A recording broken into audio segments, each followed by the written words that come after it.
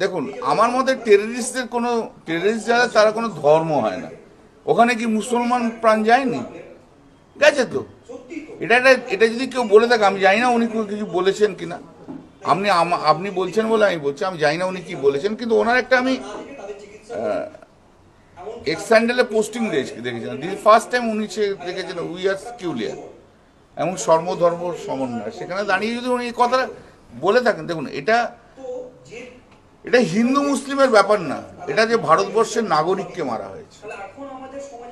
এটা আমাদের তো যে সমস্ত আর্মি মানে বিএসএফ এর লোক প্রাণ দিয়েছে, মুসলিমও তো প্রাণ দিয়েছে তাদের জন্য।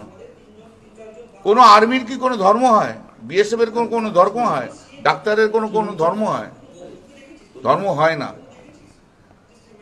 আমরা সবাই বলছি যেভাবে খুন করা হয়েছে, যেভাবে টেররিস্টরা এসে মেরেছে, সে যে ধর্মের মানুষ হোক না কেন, আমরা সমস্ত 140 কোটির বেশি মানুষ শুধু নয়, সব অপোজিশন আপনার সঙ্গে আছি আমরা। আপনি পদক্ষেপ নিন। কিন্তু আজকে 4-5 দিন হয়ে গেল কোনো পদক্ষেপ দেখতে পাওয়া যাচ্ছে না। এই যে রিশরাতে আমার যে পূর্ণমকে তুলে নিয়ে গেছে, কেউ তো কখনো ওদের থেকে তরফ থেকে কেউ যোগাযোগ করেনি, কেন্দ্রীয় স্তর থেকে কেউ যোগাযোগ করেনি, কেউ কিছু করেনি। আমি প্রথম কালকে ডিজি বিএসএফ এর সঙ্গে যোগাযোগ করলাম। ডিজি বিএসএফ বললো যে ভালো আছে, আমরা তাড়াতাড়ি চেষ্টা করছি কত তাড়াতাড়ি নিয়ে আসা যায়, এবং আশা করি আসবে, এবং ও এখন ভালো আছে। এই যে আমি ডিজির কাছে কথা বলেছি, এরপরে আমি কালকে সন্ধ্যেবেলা তো ওদের বাড়িতে গেছি।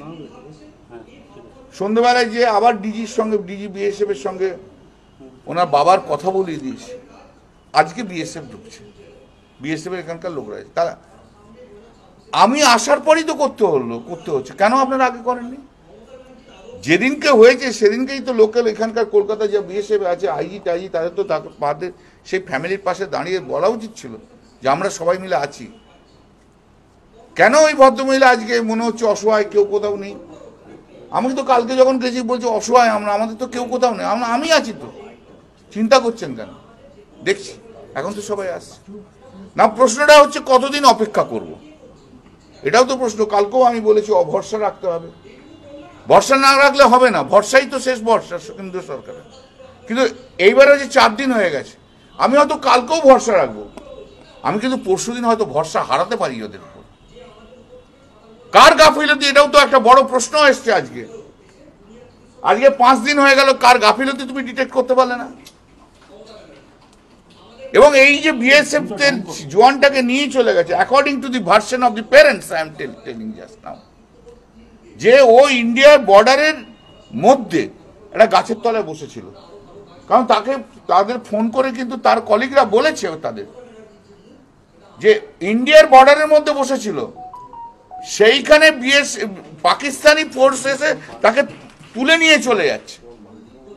তাহলে it is whose fault?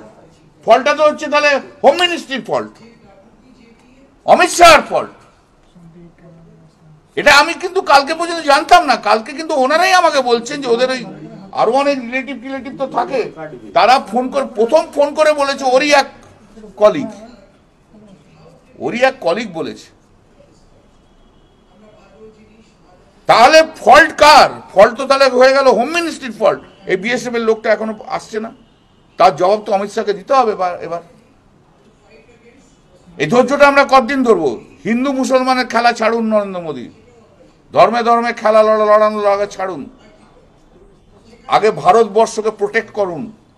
Ram মন্দির করতে যেয়ে কিন্তু আপনি ভারতবর্ষের প্রতি কর্তব্যগুলো করেননি, শুধু রাম মন্দির নিয়েই ব্যস্ত ছিলেন।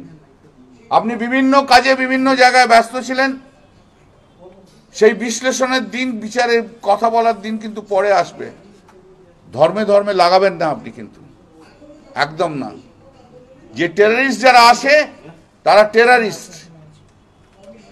টেররিস্ট। এমন কি করে হলো যে ওখান থেকে ওরা ঢুকে গেল, সেটাই তো বড় কথা। আর যখন ঢুকে মারলো, তারপর আপনারা কোথায় ছিলেন? Why there was no force? আর্মির লোক বলছে, বিএসএফ এর লোক বলছে আমাদের কোনো ধর্ম নেই, সে ভিডিও তো এসছে।